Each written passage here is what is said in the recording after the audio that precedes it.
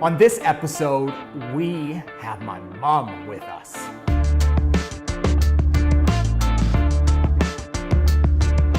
People who enter business for the first time, they don't just get it.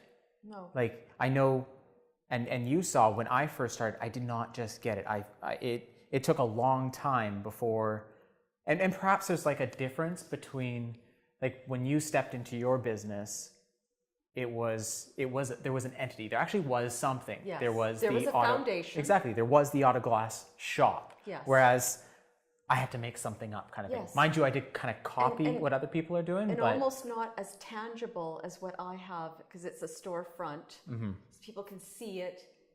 And I felt good because I'm a people person and people were flowing in, maybe trickle-wise at that time. yeah, yeah. You know, I wanted to... What is your business?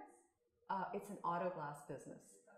Yes, Yeah. Yes. Well, Different than the other thing is the aspect that I'm a woman to get into that business. Right? What's the name of that business so we can plug it in the show? Okay, it's Van Isle Auto Glass. And that is in Langford, British Columbia, which is on Vancouver Island.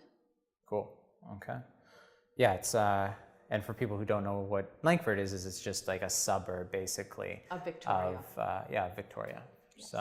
So we were talking about, you know, how you were able to, and this fascinates me to this day, is you were able to just jump into this business and just sort it out, and that was it. Like, I mean, I'm oversimplifying it, obviously, but most people with no previous real business experience, you drop them in that situation, and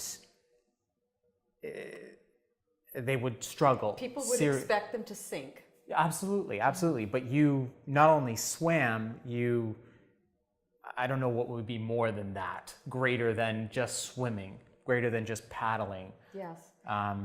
What do you attribute that to? Are you saying that you attribute that to the immigrant type upbringing? I got two things. areas that are super attributable to this. Well, number one is I've done this before. Mm-hmm. Most people would not relate this, but I see it. But I've already done this once before. How so? If you had to get yourself out of a bad situation financially prior to being in business and taking on a business that was in financial trouble, and you've done it already, you just pick up that same pattern. It's just a little bigger. Okay? Gotcha. So if you've gone through a divorce or any kind of relationship breakup where you end up having to fix things financially, you try to structure it out. It's a list. You'd call all the creditors. It's not as daunting. You've done it before. You know how it goes. And if you're a strong person in terms of patience and perseverance and know you can do it because you've tried it, and you've done it before, you've been successful at it, I'd say that's where I got that understanding. Then So you kind of looked at it just like it was just, you knew the structure, you knew the process, you knew, I got to do this, this, and this, and I know because I've done it before in my personal life that, it'll sort of work out this way. It immediately started out as a communication thing. I actually had a journal every single day. Questions asked. Interesting. Those, and then answered every single day. It was like questions asked of yourself, I asked the questions and I received the answers through a mentor who was actually the previous business owner. Ah, yes. Okay. However, he had vacated the fellow that you business. bought it from. Yes. Gotcha. He had not been on site and therefore could, I can't attribute the downfall of that business to, him operating it. It's simply he was not on site. You really have to be hands-on in a business, especially of that nature. Absolutely. So honestly, I went in the first month saying, wait a minute, I don't know if I'm going to take this over. You may know that. Yeah, I do. But after a month of overseeing everything and how it looked and seeing the potential, I decided I was going to take it on. So what was the second thing that you attribute? I would say hard work, because you can't be afraid to pour it on 7 days a week if necessary and sacrifice.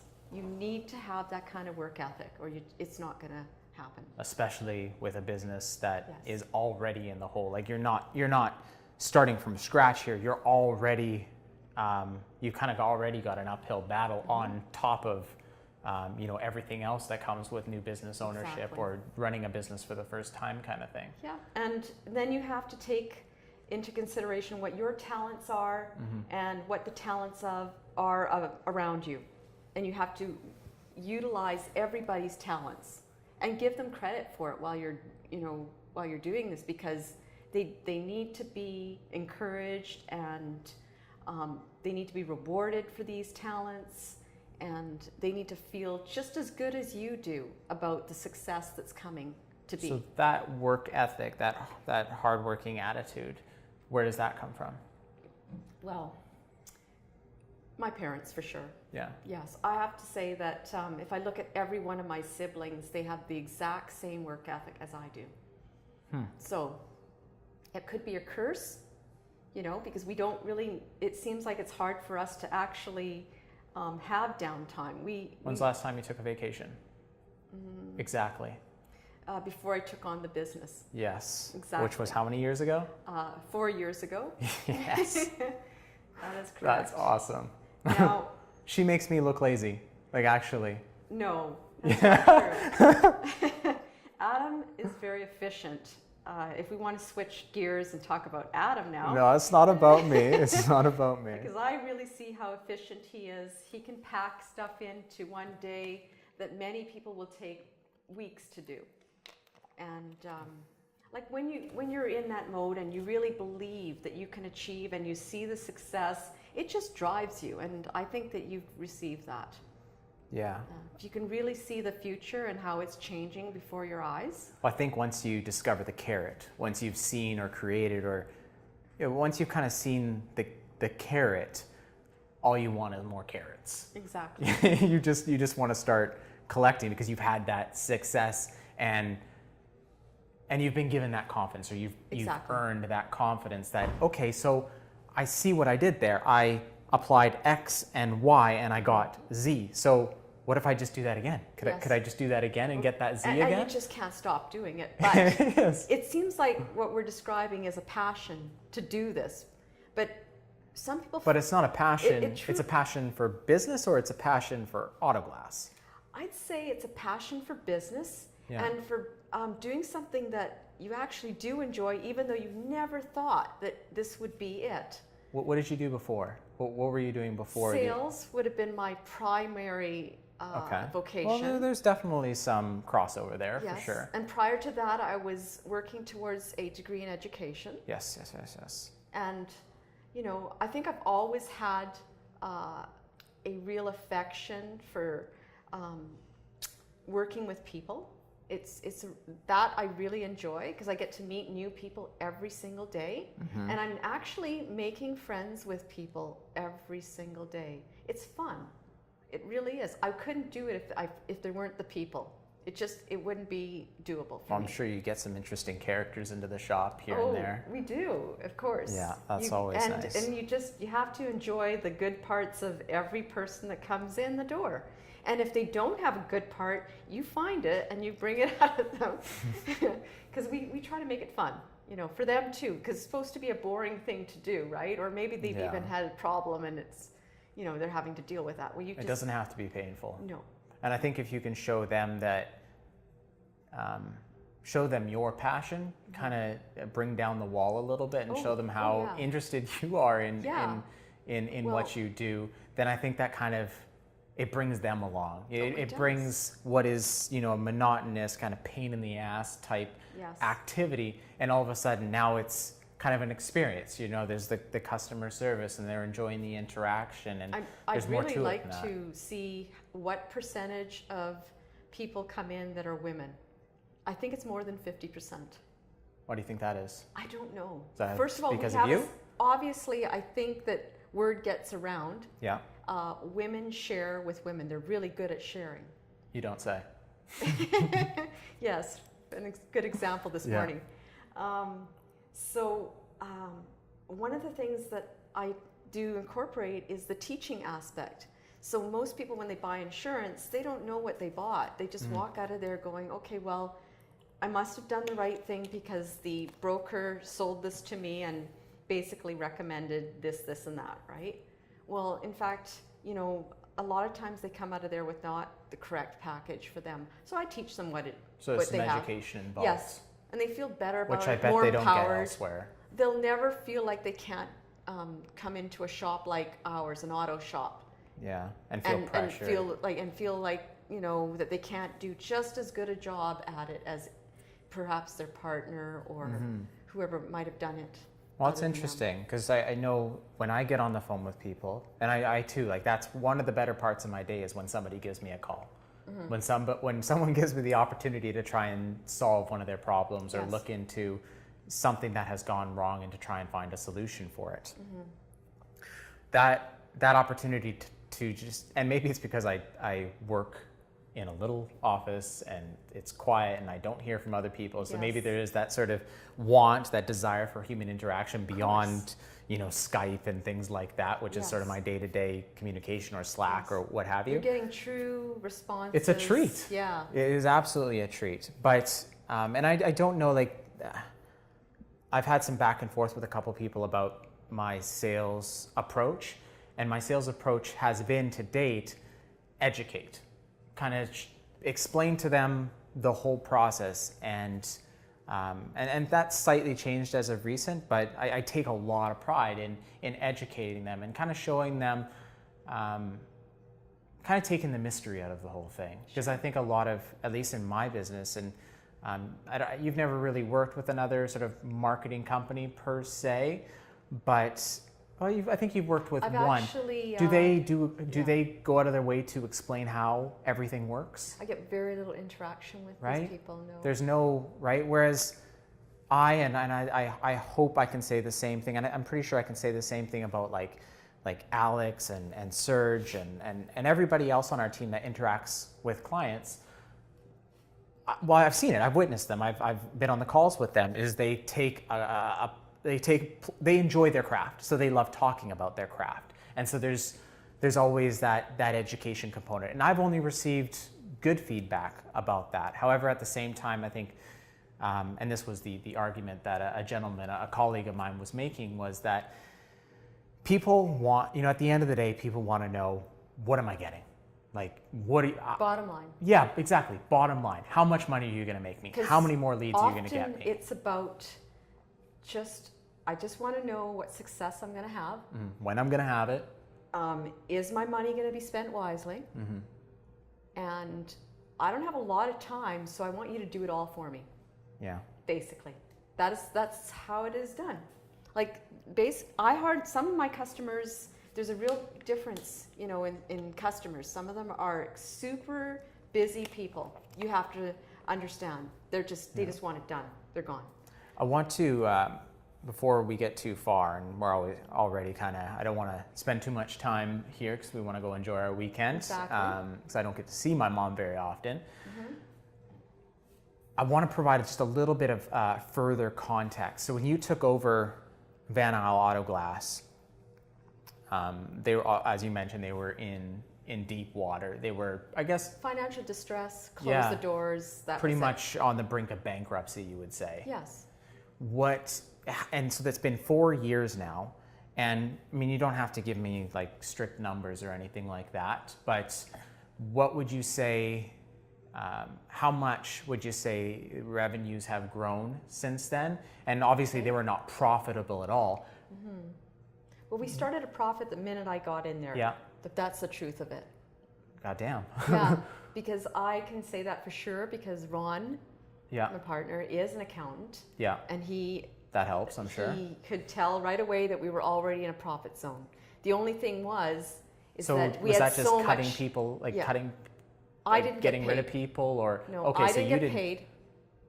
That we had to account for that. That was understood. However. How long did you go before you got paid? How many, was it a year or was it 6 months or was it? 1 year. 1 year, not paid. 1 year, not paid.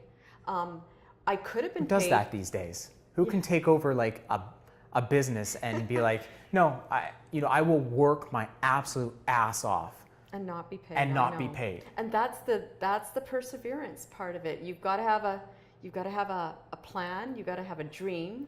Yeah, and you you really truly do. You have to believe you have that to you're going to make get it there. happen. Yeah. But it was kind of, I mean, you kind of, once you made that investment, once you paid that money. Well, I had to pay all the debt off. Yeah. I could have been paid. So you took on their debt. But I was paying debt instead of paying me.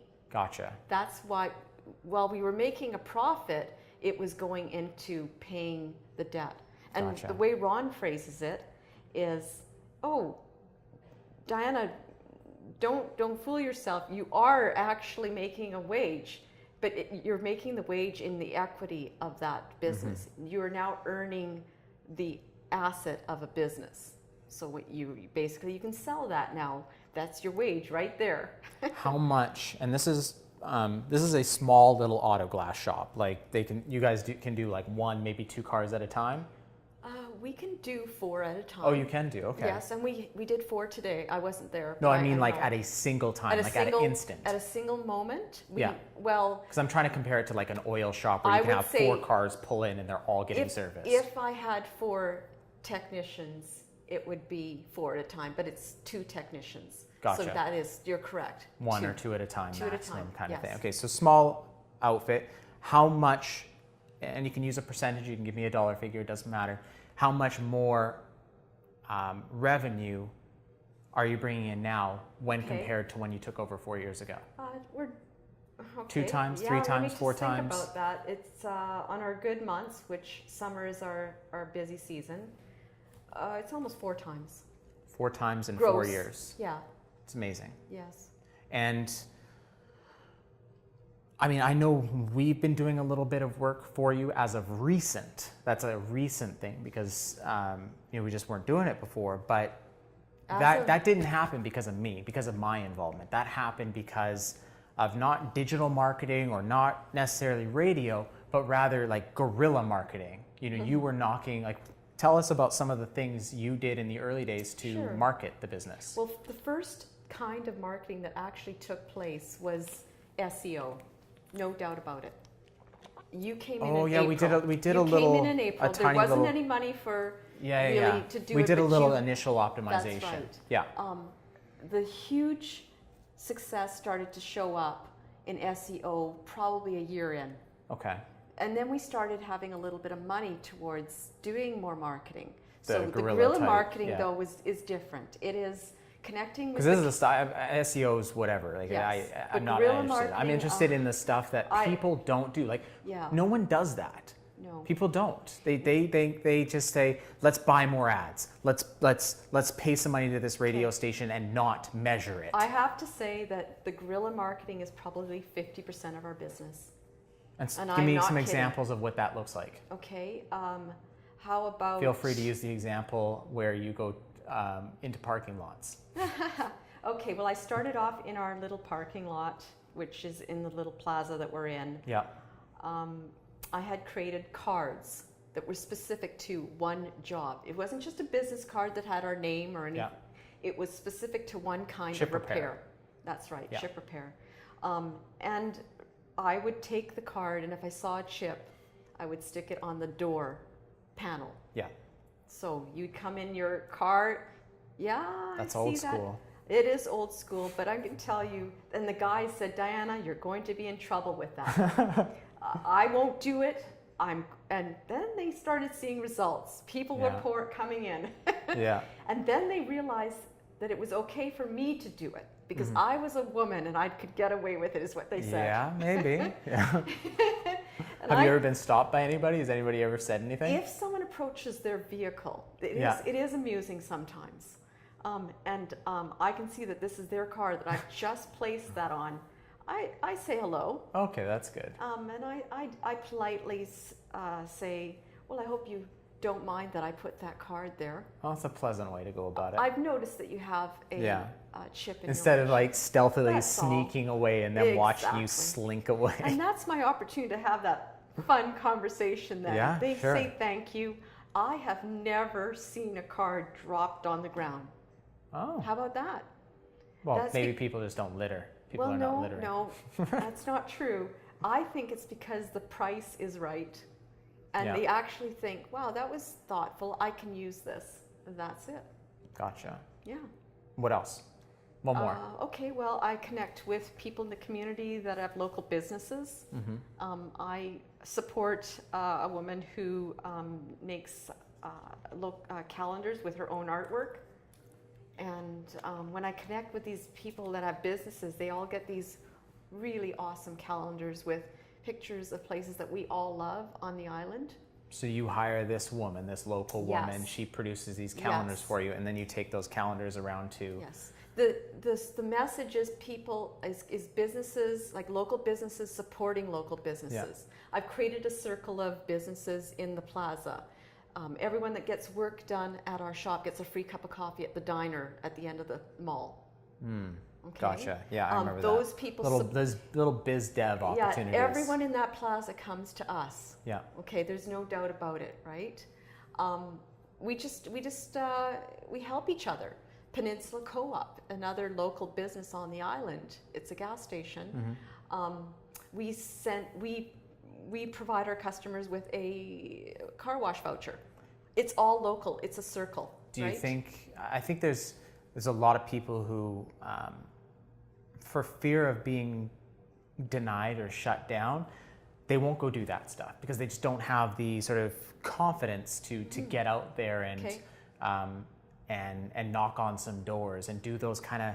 It's kind of like cold calling a little bit. It is. And I don't know if maybe it's a generational thing. You know, we're kind of, behind our phones, behind our computers kind of thing. We Well, don't interact with people as much, or what do you think? I think if you don't approach it as in you want to help them and they help you. So then how they're- can you help them Yeah, first? I want to help them too.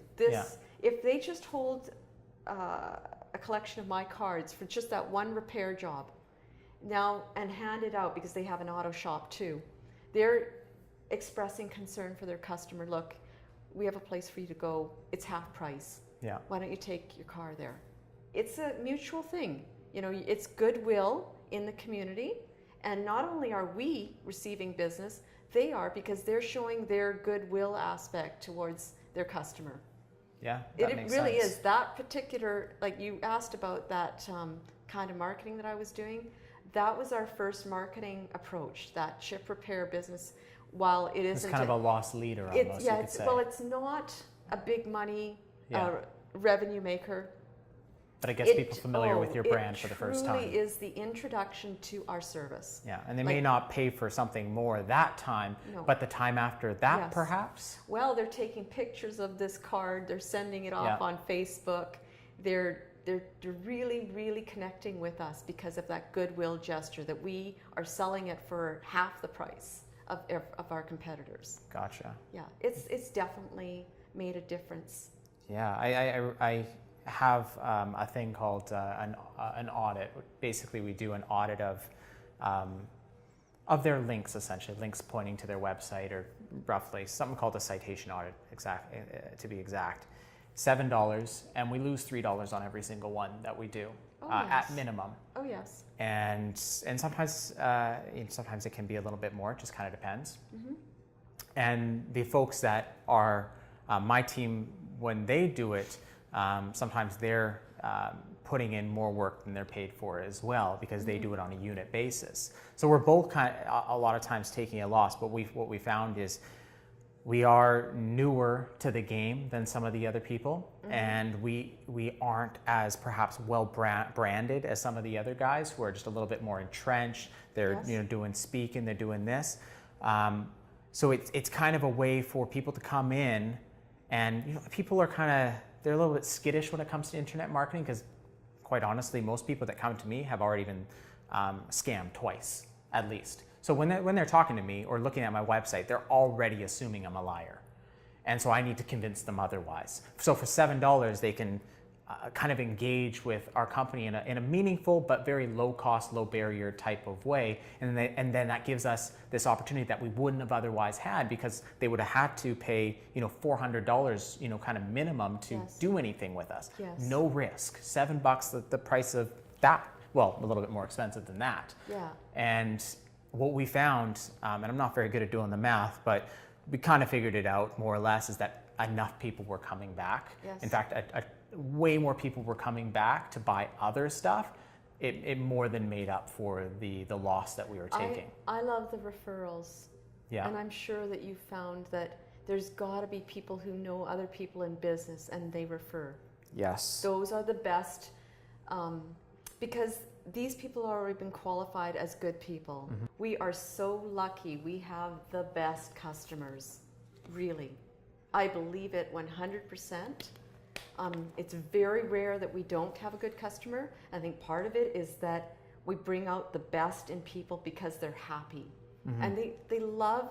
One lady sat in our shop. She said to me the other day, "I love coming here." I couldn't believe it. She was an elderly lady, but Mm-hmm. she sat there and enjoyed herself just sitting in the reception. Because you've kind of made a little, not an oasis, but like it's a little sort of area where people can kind of do their own thing, and it's pleasant. It's It not like your actually typical. feels like- It's not like an auto shop where they've got a coffee pot on, and that's Yeah, like no. it. It's just this dry sort of, smelly environment. They tell me their stories, so that's how comfortable. Well, it's because you're so close to them. You have Yes. that desk, and then they're sitting right there. That it's like I almost know natural. so many people's life stories. It's I'll drive them home, by the way. Sometimes that's when most of it comes out. Oh, good God! I know. It's fun because, really, people just need to share.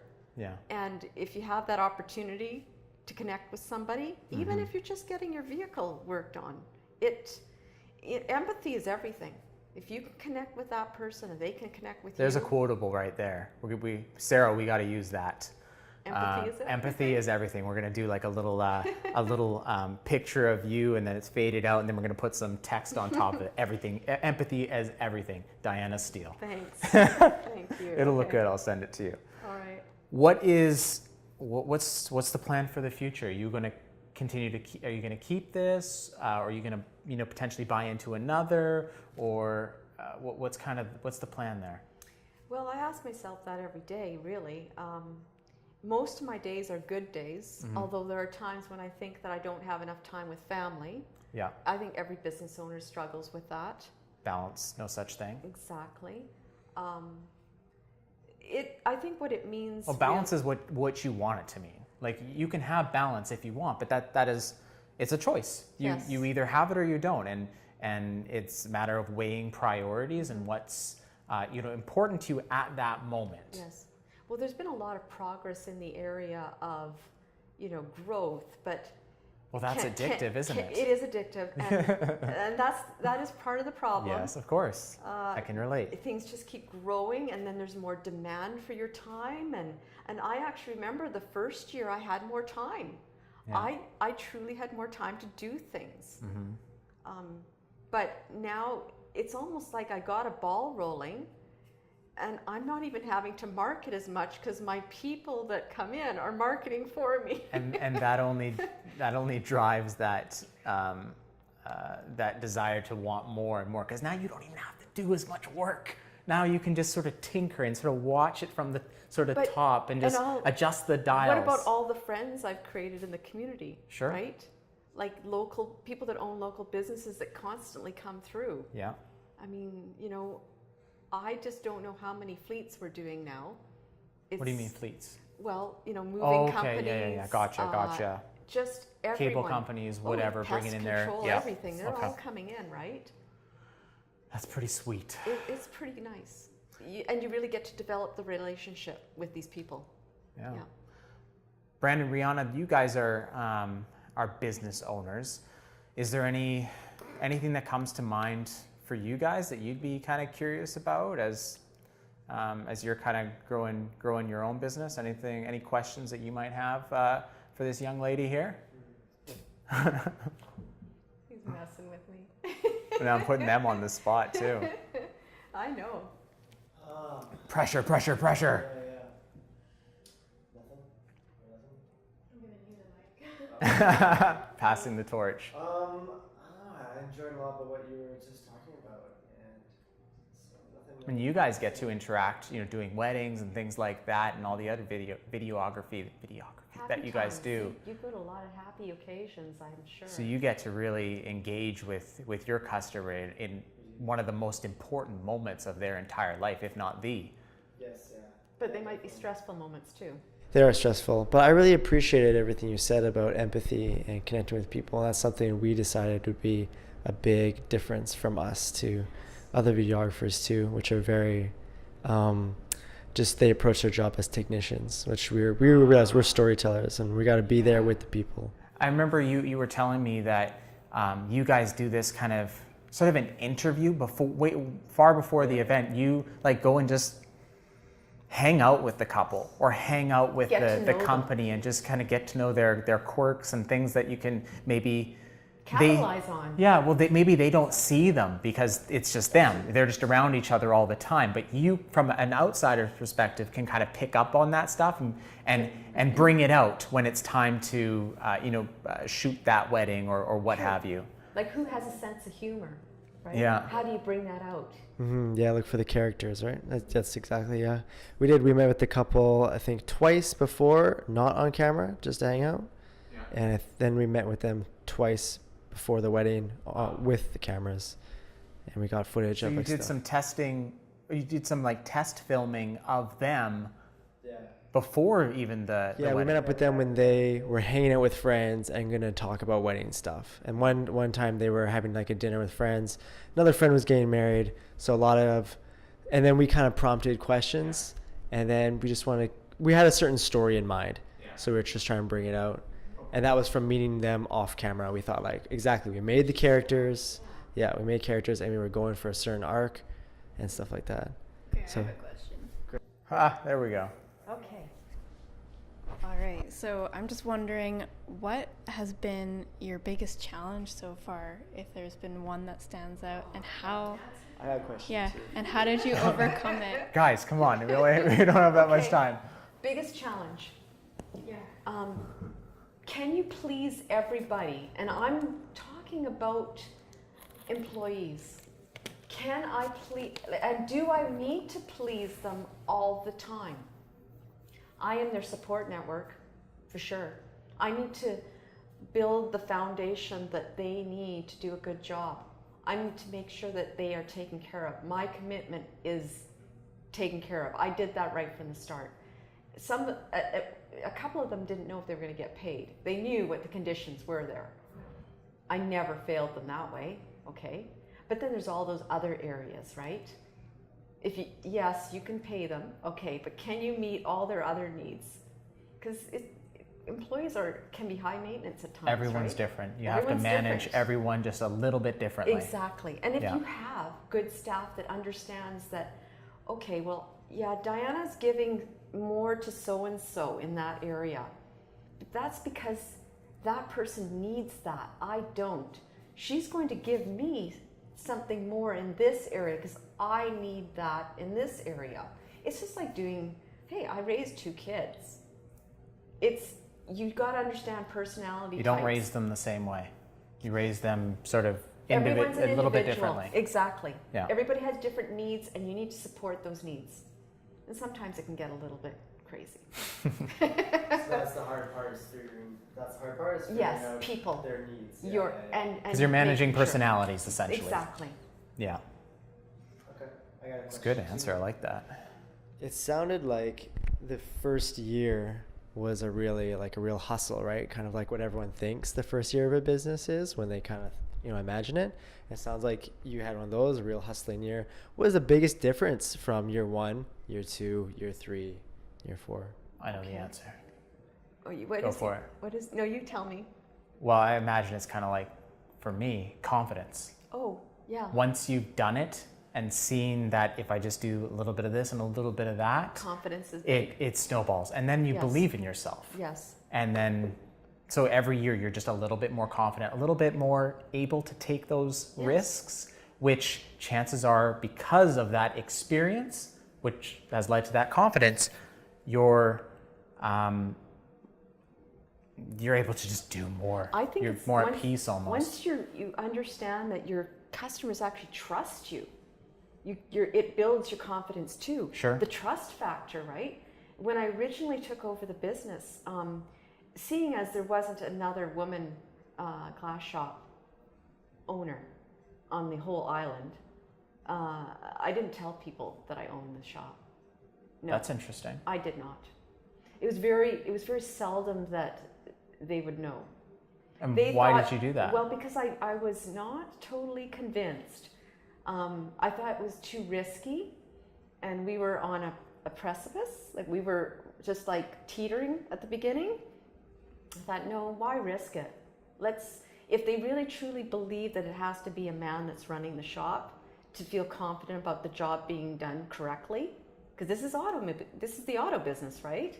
Yeah. Even if it isn't mechanical, it is still technical in a different way, right? I just let it be. But then I started realizing that my guys were saying, if they were asked, oh, do you own the shop? No, she does.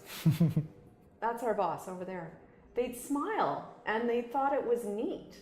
Okay, and we had done the cleanup of the shop too. Like, we had basically cleaned everything out and reconditioned everything. We rebuilt it basically. There was a woman's touch Yeah. in there, obviously. Oh yeah, and I just, you retool, you clean out all the stuff. You feel better about being called the owner as well. I don't know if I wanted to tell everyone I was the owner when it wasn't as perfect as what I was trying to create, right? And now, has that changed, 4 years later? I don't feel any reservation about saying that I'm the owner of the shop at this time. No. And why do you think that has what do you think? Like, It's just I time has know passed enough people now and we've done enough, thousands of jobs that, I just feel You've proven like yourself, we've kind of proven, thing. we've proven ourselves, and myself. I've proven myself too. But as a whole, we have, right? Cool. Yeah. Well, I think let's leave it there. I don't know that that more can be said. I don't Well, I'm know. sure more can be said, but we'll be here Maybe all I day. won't say another word tonight. I only brought one business card with me. Is that So whenever I'm around her, or whenever we're doing anything as a family, it's Van Isle this, Van Isle that, and every conversation there is a way for it to end up with Van Isle. I'll find a way to sneak something in. So maybe we got it out of you now. Yeah, it's We'll the see. passion. I can't. And I've got to say one last thing. I was speaking to my hairdresser the other day, and he says, Diana, I really truly believe that we don't necessarily have to take what we think is our passion and pursue it. It's more like you do something really well and it becomes your passion because you're doing it so well. Now it's your passion. It's interesting that she says that, given the episode previous to this one, where I talked about passion and how passion is kind of overrated. It doesn't have to be. You don't have to wait for this passion to come along to take action. You find something you're good at, and that you can become passionate about that. Exactly. So that's interesting. It really rung true with me, and I thought about you at the same time. I thought, well, we just grabbed onto something that, we felt we could do a good job of, and just ran with it, and it has become a passion. Cool. So many similarities. It's weird. Yes. Cool. Well, guys, thank you for being here, for your attention. We appreciate it. I hope, as always, that you got some value out of it, that I didn't just waste your time. If you, and I hope you will, check out the next episode, you can hear about it by subscribing. You'll get a little notification from YouTube, or obviously from Facebook if you follow us, if you follow our page, if you like our page on Facebook, you'll get a little notification, let you know when the next episode comes out. And we've got lots more coming. So I think I like this interview thing. I think I want to do one maybe every 5 episodes or every 10 episodes, and find someone new and dig deep and get a little bit of knowledge that I can't maybe provide each time. So thank you again, guys. I do appreciate it, and until next time.